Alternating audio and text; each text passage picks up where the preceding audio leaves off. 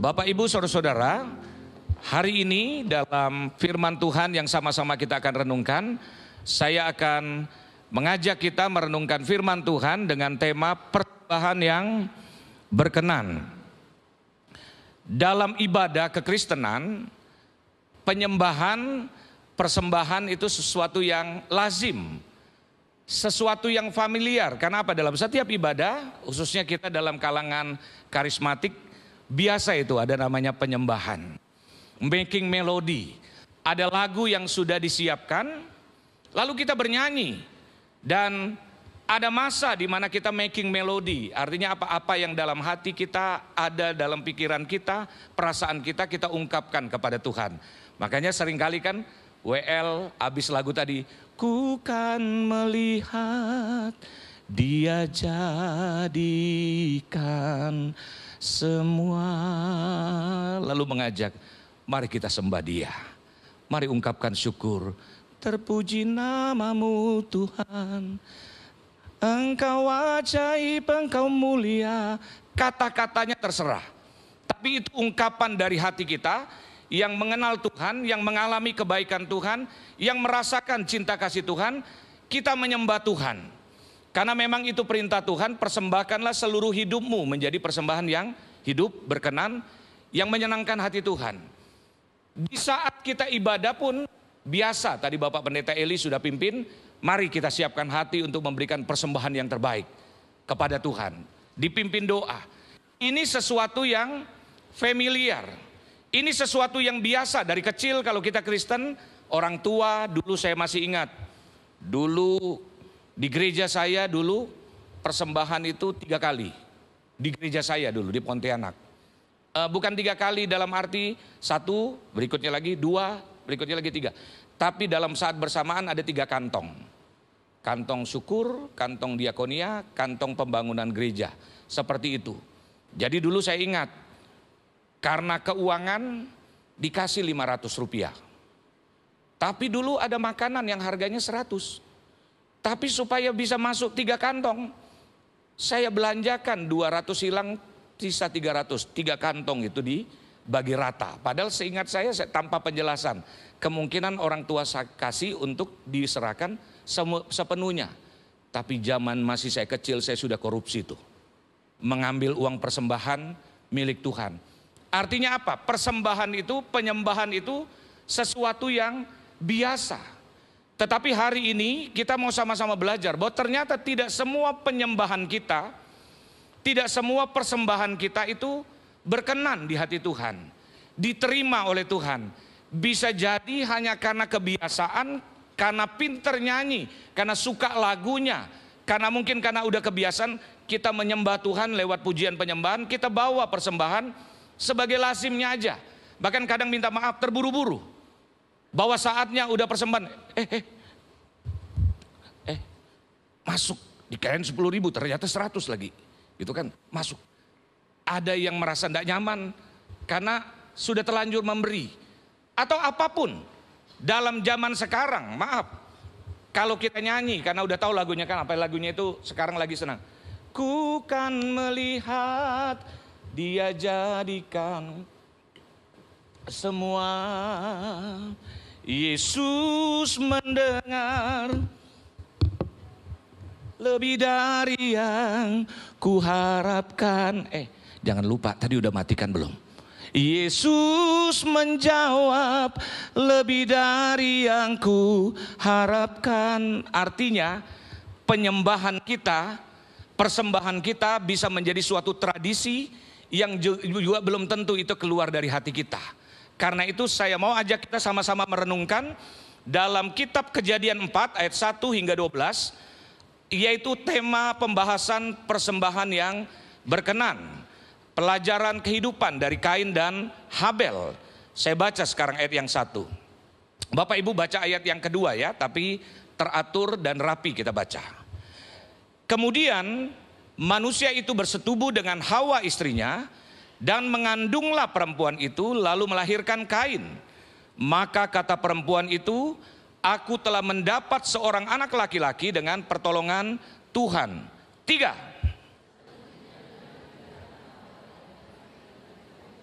dan Habel menjadi gembala kambing domba. Kain, jadi bacanya pelan seperti itu ya Bapak Ibu. Setelah beberapa waktu lamanya, maka Kain mempersembahkan sebagian dari hasil tanah itu kepada Tuhan sebagai korban persembahan. 4.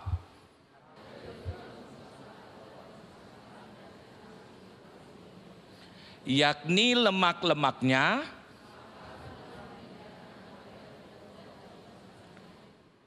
tetapi Kain dan korban persembahannya tidak diindahkannya.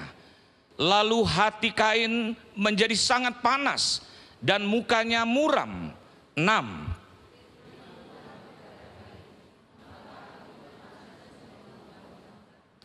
Apakah mukamu tidak akan berseri jika engkau berbuat baik? Tetapi jika engkau tidak berbuat baik, dosa sudah mengintip di depan pintu. Ia sangat menggoda engkau, tetapi engkau harus berkuasa atasnya. Jadi ini Bapak Ibu, dalam kehidupan kita saya yakin Tuhan punya cara untuk mengingatkan kita. Karena kita ini manusia roh. Dalam diri kita bukan cuma daging yang kelihatan oleh setiap kita. Yang bisa terbaca lewat apa? Perasaan, pikiran, apalagi perkataan. Kita bisa nilai orang ini lagi happy apa enggak. Kita bisa nilai orang ini lagi sukacita atau sedang dalam tertekan. Kita bisa lihat ekspresi seseorang. Jadi fisik kelihatan, tetapi pikiran, perasaan, apalagi perkataan juga bisa dibaca. Tetapi ada satu lagi yang namanya roh. Roh itu yang paling tahu tentu Tuhan. Ketika seorang yang sedang marah yang bernama Kain, pasti mukanya pun ketahuan. Tuhan langsung menegur dengan cara Tuhan, mengapa hatimu panas? Saya yakin ketika kita hendak berbuat dosa, Tuhan yang sama yang menegur Kain, Tuhan yang sama juga menegur kita. Tapi respon apa yang kita bisa pelajari dari Kain, itu juga yang seringkali mungkin kita lakukan ketika Tuhan menegur kita dengan caranya.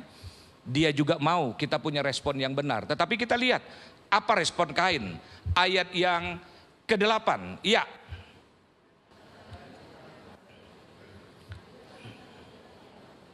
Ketika mereka ada di padang, lalu membunuh dia. Jadi kalau baca jangan ngebut Bapak Ibu. Kita baca kita ngerti, tetangga kita juga ngerti ya. 9. Firman Tuhan kepada Kain, di mana Habel adikmu itu? Jawabnya, aku tidak tahu. Apakah aku penjaga adikku? 10. 8. 10 ya sekarang. 11. Iya. Terbuang jauh dari tanah yang mengangakkan mulutnya untuk menerima darah adikmu itu sama-sama. Apabila engkau mengusahakan tanah itu, maka tanah itu tidak akan memberikan hasil sepenuhnya lagi kepadamu. Engkau menjadi seorang pelarian dan pengembara di bumi.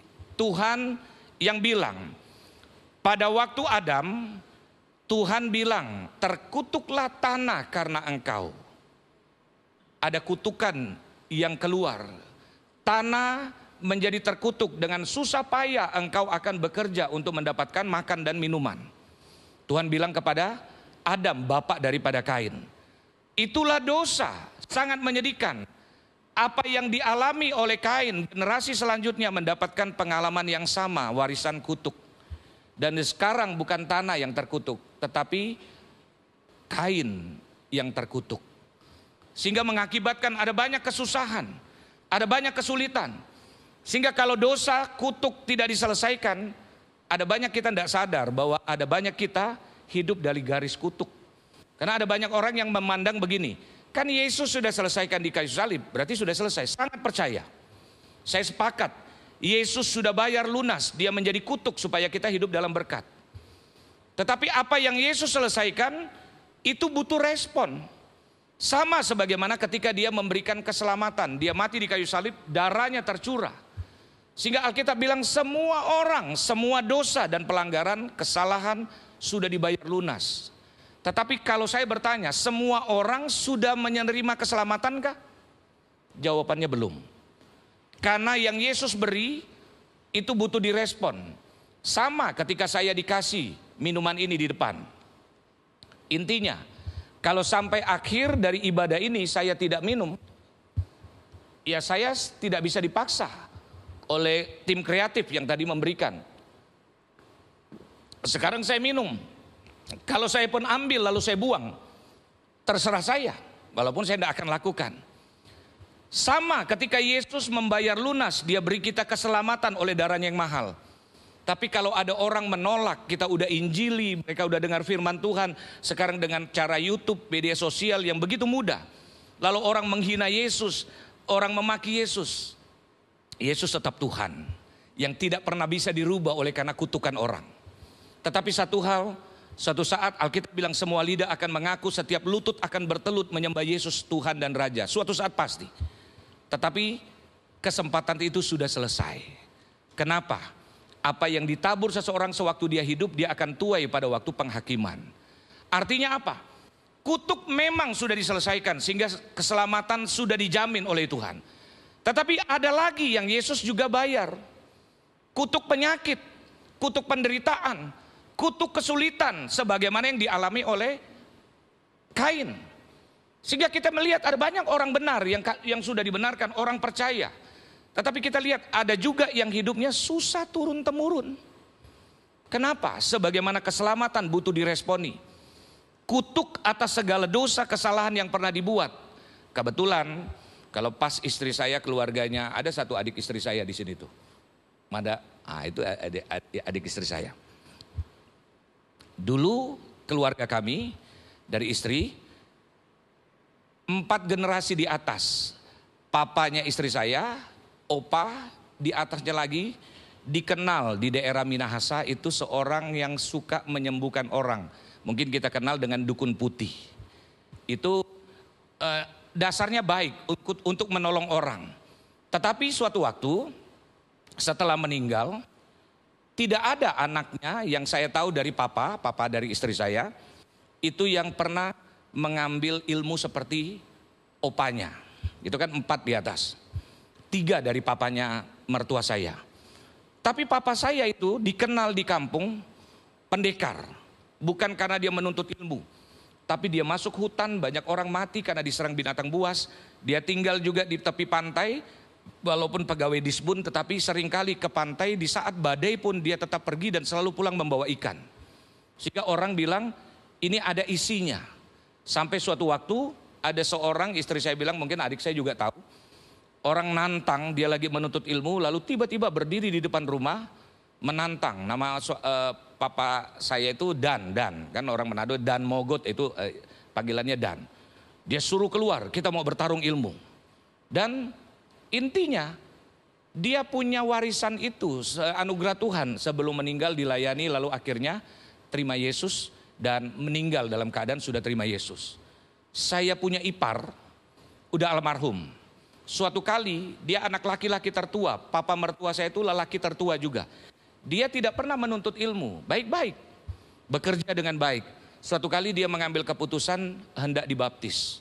Di dalam kolam pada waktu mau dibaptis, dia tidak punya ilmu bela diri. Dia tidak pernah menuntut ilmu. Tetapi dari dalam kolam renang dia bisa meloncat naik ke atas payung yang biasa dulu, zaman dulu di pinggir kolam renang sukanya ada payung ya Bapak Ibu. Dia bisa loncat ke atas sampai dilayani sampai dini hari. Baru bisa dibaptis. Istri saya seringkali dapatkan pengalaman dan keluarga yang lain. Dapat penglihatan, istri saya dinaiki dengan mata yang kasat mata. Roh-roh jahat seperti itu yang menghinggapi istri saya. Terlalu panjang kalau saya mau cerita. Tetapi singkat cerita, kutuk itu nyata. Bagi orang yang tidak percaya silakan. Tetapi ini realita. Sehingga kalau sekarang Tuhan pakai pengalaman itu, satu kali saya bilang sama istri saya, sayang suka enggak dengan penglihatan itu? Enggak suka, aku takut. Aku enggak suka, katakan. Oke, kita minta ya Tuhan ubahkan. Supaya pengalaman itu Tuhan jadikan, kalau Tuhan kasih penglihatan dari sorga aja, malaikat kah? Saya bilang, pokoknya pengalaman spiritualnya kita minta jangan yang seperti itu. Kita sepakat. Dan istri saya tidak pernah ngalami lagi yang namanya ketindisan.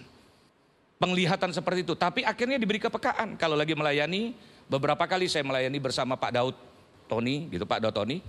Lalu istri saya berdoa, tiba-tiba misalnya gini, di atas tempat ini seringkali dulu diberikan sesajen ada darah yang pernah ditumpahkan, ada sajian yang diberikan. Lalu pemilik rumah bilang, benar Bu, kok ibu bisa tahu? Ya suatu kali saya suka tanya juga sama istri saya, sayang kok bisa tahu gitu kan. Ada beberapa kali tiba-tiba istri saya bilang, ada tangisan wanita di tempat ini. Setelah ditanya, benar rupanya ada wanita pernah bunuh diri di atas titik ini. Lalu akhirnya yang saya dapatkan, Tuhan ubahkan akhirnya menjadi kepekaan untuk pelayanan, untuk orang dapatkan kelepasan. Dan ini mengingatkan kita apa yang terjadi atas Kain. Hidupnya jadi pengembara, hidupnya berpindah-pindah rumah, sampai masa tuanya dia tidak punya tempat tinggal tetap. Hasil kerjanya sulit, dan mungkin tanpa kita sadari itu kita alami. Ada banyak keluarga kita yang mungkin mengalami di mana kita mendapatkan kutuk pengembara seperti Kain. Karena ada dosa yang tidak pernah dibereskan, dan itu menjadi kutuk yang melekat dalam hidup kita. Nah karena itu Bapak Ibu, ada hal-hal yang mau kita pelajari. Sebagai pendahuluan, saya catat begini, menyembah dan memberi persembahan adalah hal yang biasa dilakukan dalam iman Kristen. Tetapi yang sudah tidak biasa dilakukan dalam kehidupan orang percaya saat ini adalah membawa korban persembahan kepada Tuhan. Karena dalam konteks Alkitab, korban itu ada unsur sesuatu yang dia sebenarnya cintai dan sayangi, tetapi dia harus persembahkan sebagai bentuk pengorbanan. Kadang-kadang kita memberi sebagai suatu kebiasaan. Kita beri ya namanya beri. Saya udah siapkan ya setiap kali begini. Artinya itu suatu rutin. Nyanyi ya biasa aja kita nyanyi. Yesus mendengar segala di. Coba lihat. Ada WA enggak masuk. Coba lihat nanti tolong balas ya. Yesus menjawab, tanpa kita sadari itu suatu rutinitas, tetapi tidak ada unsur pengorbanan di dalamnya. Dalam penyembahan yang Tuhan mau, kalau saudara sering dengar kata pujian, kan tadi kita ada memuji-muji Tuhan. Memuji itu karena mengecap dan mengalami kebaikan Tuhan, lalu kita bersyukur, kita bilang Tuhan itu baik. Sebab Tuhan baik, itu biasa. Karena kita alami kebaikan demi kebaikan, sehingga kita begitu mudah untuk memuji Tuhan. Tapi menyembah berbeda. Ada masanya kita berdoa tetapi Tuhan sepertinya tidak jawab.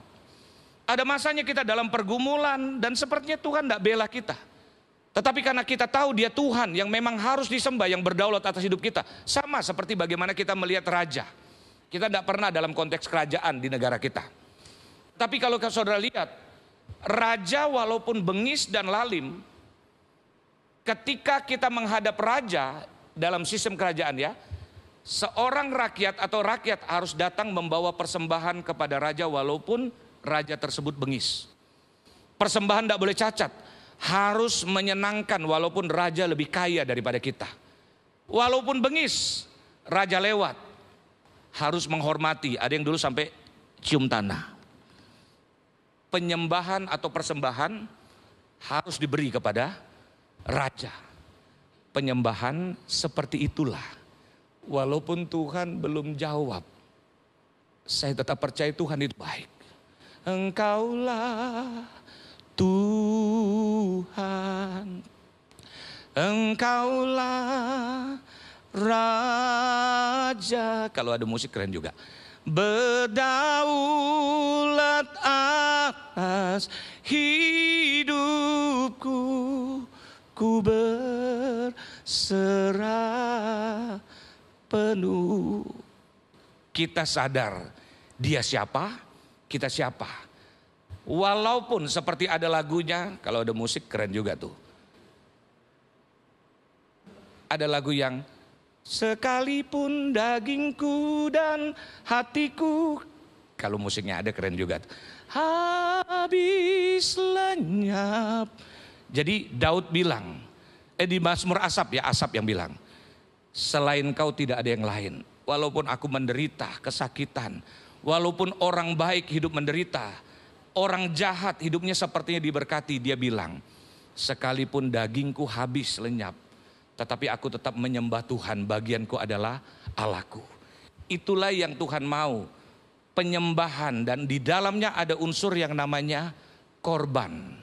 Dulu waktu orang membawa korban persembahan, sistem zaman dulu Bapak Ibu, sebelum ibadah berlangsung, semua orang harus membawa korban.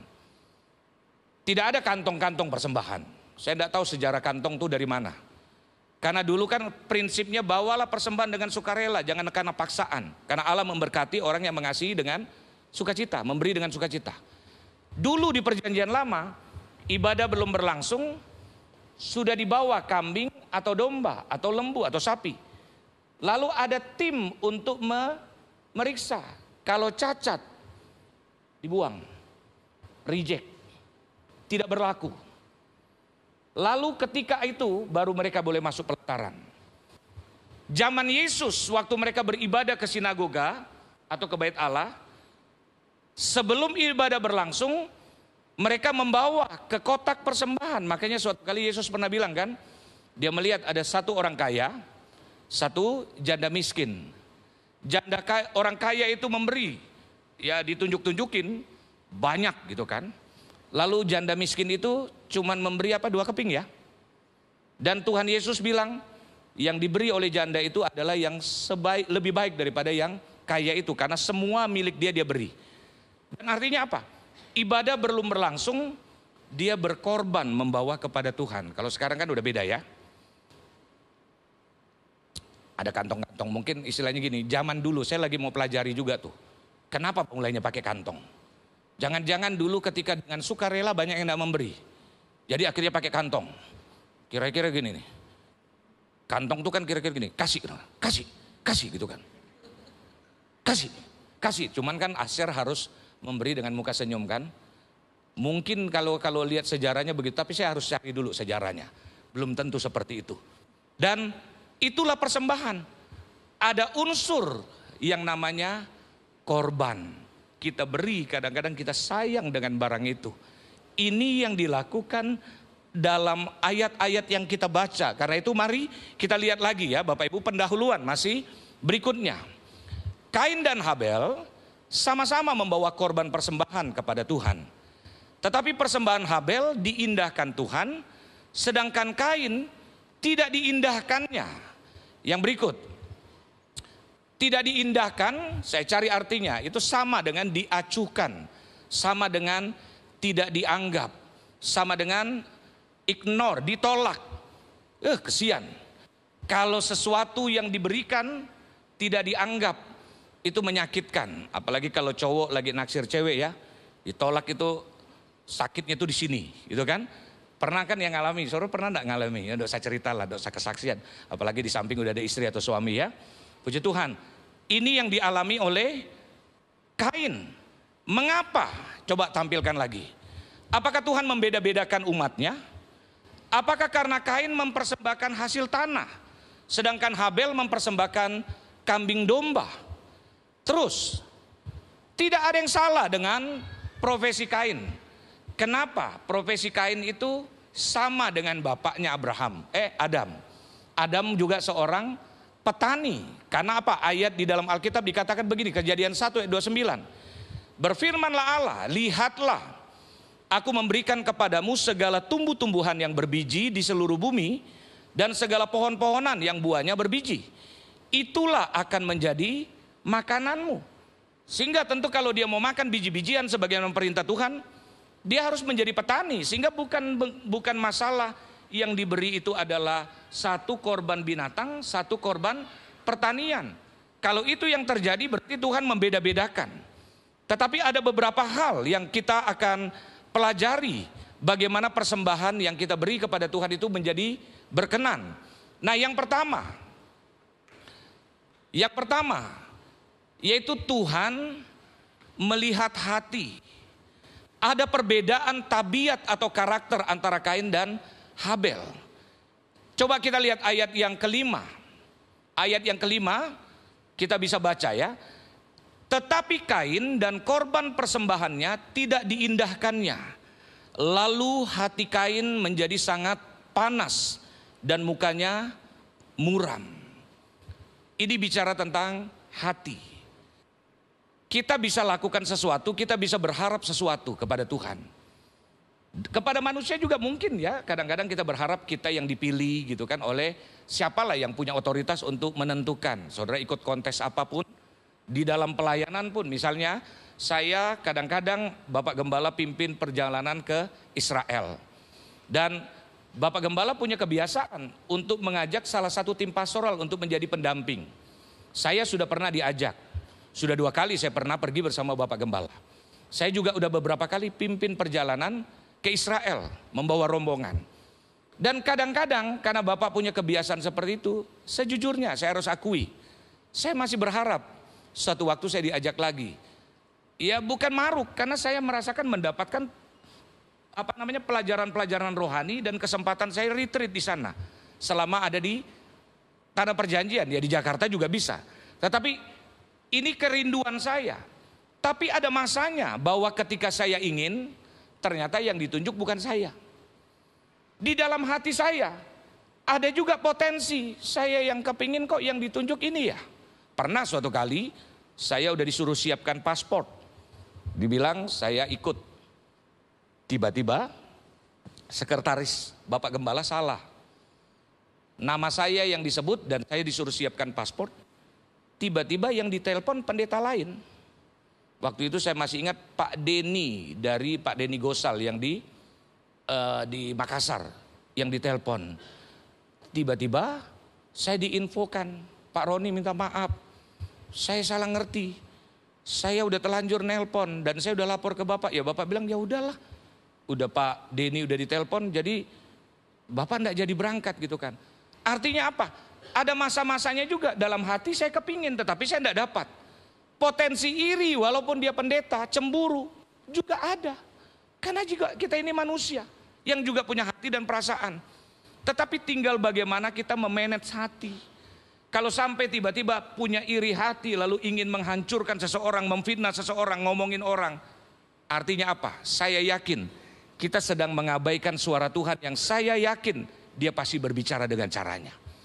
Sehingga kalau dibilang kita punya keinginan lalu timbul iri dan cemburu. Kalaupun itu muncul, belajar untuk memanage hati. Makanya Alkitab bilang jagalah hatimu dengan segala kewaspadaan. Alkitab juga bilang di bagian lain, betapa liciknya hati. Saya senyum sama saudara. Tapi kalau saya sedang kesel, saya lagi senyum sama Bu Eni bersama Pak Albert. Tapi kalau saya kesel, Bu Eni dengan Pak Albert mungkin tidak tahu, karena saya senyum juga. Tapi kita tahu dan Tuhan tahu. Dan saya yakin sebagai anak Tuhan, dia pasti berbicara kepada kita dengan caranya.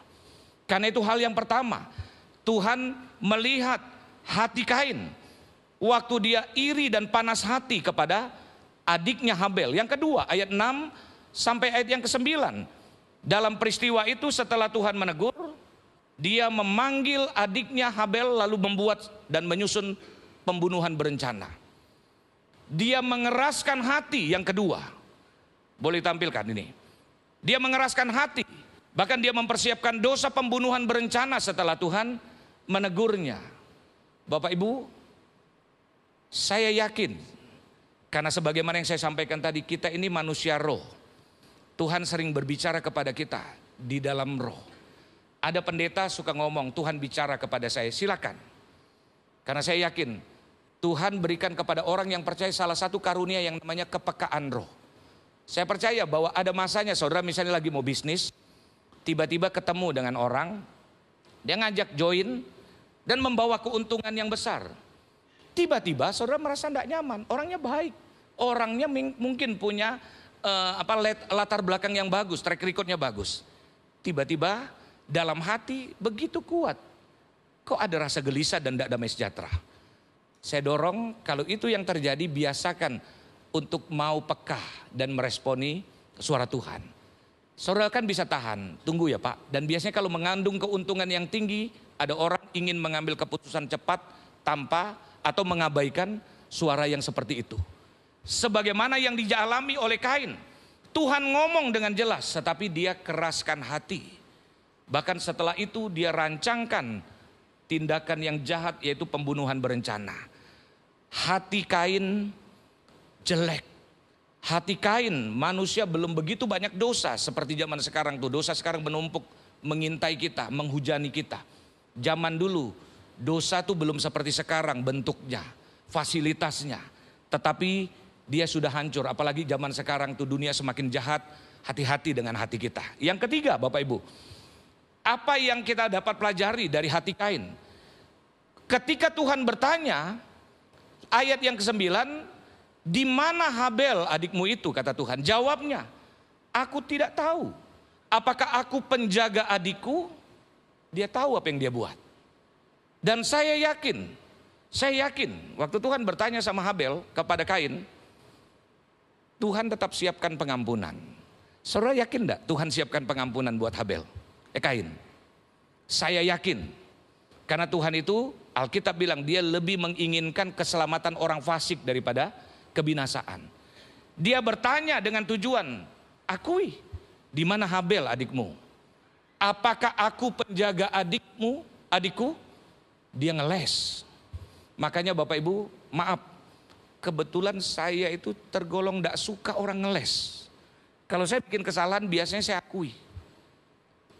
Ya saya dapat mungkin. Saya dengan istri sering kali bilang, sayang, kunci dibenarkan oleh Tuhan itu cukup akui kalau ada dosa. Ada kesalahan, Alkitab bilang jika kita mengaku dosa-dosa kita, Allah setia dan adil.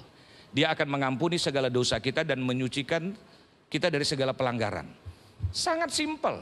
Bukan karena persembahan, bukan karena apa, cukup ngomong, Tuhan saya salah, saya berdosa. Sikap ngeles itu dilakukan juga oleh Adam, bapak daripada Kain. Di manakah engkau Adam? Dia ditanya, dia harusnya bilang, di sini Tuhan, saya salah, ampuni saya Tuhan. Tapi apa yang ditanya, yang dia jawab apa? Perempuan yang kau beri itu, yang di sisiku itulah yang membuat aku begini. Dia ngikuti gaya bapaknya. Mungkin bapaknya tidak cerita tentang apa yang dia buat. Tetapi 3 hal tentang hati. Hal yang pertama, hatinya panas dan iri. Yang kedua, dia keraskan hati dan rancangkan dosa, yaitu pembunuhan berencana. Yang ketiga, suka berdalih atau ngeles. Dalam kasih Tuhan, saya sampaikan kepada saudara-saudara, dosa kita bisa sebesar apapun. Alkitab bilang boleh semerah kirmisi. Tapi kalau kita mengakui dosa, bagi Tuhan sesimpel itu. Ketika seorang Kain bilang, Tuhan saya salah, saya sudah bunuh. Mungkin ceritanya berbeda Bapak Ibu. Tidak sampai dia harus hidup dalam kutuk. Tapi coba kita lihat Matius 23 ayat 35. Dikatakan demikian tentang Habel. Matius pasal 23 ayat 35. Supaya kamu menanggung akibat penumpahan darah orang yang tidak bersalah. Mulai dari Habel orang benar itu sampai kepada Zakaria anak Berekia yang kamu bunuh di antara tempat kudus dan mezbah. Berarti ada perbedaan dari sikap hati. Alkitab yang bilang Habel itu orang benar. Dari orang benar itulah keluar persembahan yang benar. Kalau dalam hati kita culas, karena ada orang kadang-kadang kalau tadi bicara tentang persembahan, ada yang pikir, ya kalau saudara sekarang lihat, begitu marak, sampai kadang-kadang ketika di gereja ini sepertinya hampir tidak pernah kita bikin pengajaran tentang perpuluhan. Coba saya mau tanya saudara, pernah enggak termasuk yang ada di rumah? Saudara ikuti, dari gereja ini berdiri, pernah enggak gereja ini mengajarkan tentang Maliaki pasal yang ketiga tentang perpuluhan? Saya mau tanya, saudara pernah dengar enggak? Di gereja ini ngajarin khusus tentang perpuluhan. Ibu Heni yang kan pernah? Bapak pernah enggak? Ada enggak yang pernah mendengar gereja ini ngajarin tentang perpuluhan? KMN gimana? KMN pernah enggak dengar? Pembahasan khusus perpuluhan. Ambil dari Maliaki pasal yang ketiga. Pernah enggak? Enggak yakin atau pernah tapi enggak enak mau bilangnya? Saya tahu betul tidak pernah. Kenapa? Karena kita enggak pernah aja zaman sekarang begitu banyak serangan-serangan. Waktu saya baca, saya renungkan ayat itu. Saya jadi gini, waktu saya baca dalam suatu kali dalam diskusi ilmiah, kita bahas tentang ayat itu. Dan maaf ya Bapak Ibu, konteks ayat itu tentang persembahan persepuluhan, maaf ya, Tuhan saya hormati Tuhan. Tapi dalam konteks itu Tuhan tuh kebangetan. Maaf ya Bapak Ibu.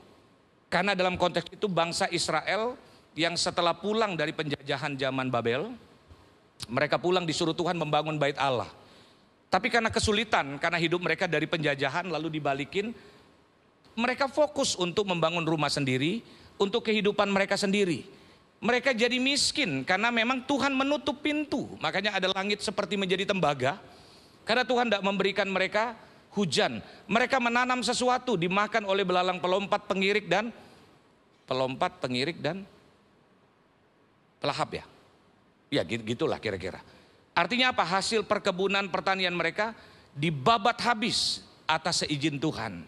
Lalu mereka bertanya, karena Tuhan ngomong, kenapa dalam keadaan yang engkau susah seperti ini engkau menipu aku? Lalu mereka mulai bertanya, dengan cara gimana kami menipu engkau? Dengan tidak mengembalikan persepuluhan ke rumah Tuhan. Karena itu Tuhan kasih solusi. Bawalah persembahan perpuluhan ke rumah Tuhan, maka aku akan membukakan tingkap-tingkap langit dan mencurahkan berkat kepadamu dengan berkelimpahan. Aku akan menghalau belalang pelahap, pelompat, pengirik. Supaya apa? Hidupmu diberkati. Maaf, kalau sekarang ketika jemaat susah, karena mengalami masalah dalam ekonomi, pendeta khotbah seperti ini, pendeta tersebut, apalagi kalau Bapak Gembala, kan saya, subscriber saya di YouTube kan sedikit, di TikTok kan sedikit. Kalau Bapak Gembala pasti digoreng-goreng itu. Tapi satu hal, waktu saya memahami ayat ini, maaf, saya sempat bilang gini, Tuhan tuh kebangetan dia. Lagi susah bangsa Israel, tapi Tuhan bilang, kau menipu aku. Dengan cara yang seperti apa? Dengan engkau tidak mengembalikan. Karena itu, persembahan yang diajarkan di dalam Alkitab, itu jelas. Itu berlaku kan, ada bilang itu kan perjanjian lama. Oh iya, kalau begitu jangan berzina, jangan membunuh, dihapus juga, karena itu perjanjian lama. Itu tidak cocok dalam konteks sekarang. Apa yang tertulis di dalam Alkitab mengenai persembahan. Karena orang benar pasti hidupnya akan menyembah Tuhan dengan benar. Orang benar persembahannya pun pasti benar di hadapan Tuhan.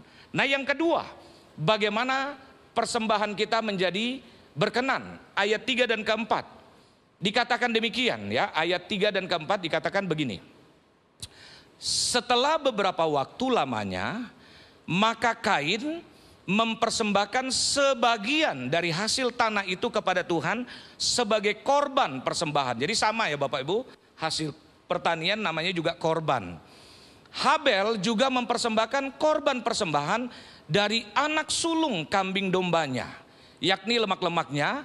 Maka Tuhan mengindahkan Habel dan korban persembahannya itu. Kalau Bapak Ibu perhatikan ayat yang ketiga, Kain mempersembahkan sebagian hasil pertaniannya. Di Alkitab Tuhan juga mengajarkan, memang waktu itu belum diajarkan, memberikan korban sulung dalam perjanjian di dalam hukum Taurat. Memang waktu itu hukum Taurat belum ada ya, tetapi itu gambaran. Dia memberi sebagian dari hasil tanahnya, hasil pertaniannya. Tetapi seorang yang bernama Habel, dia memberikan anak sulung. Artinya apa?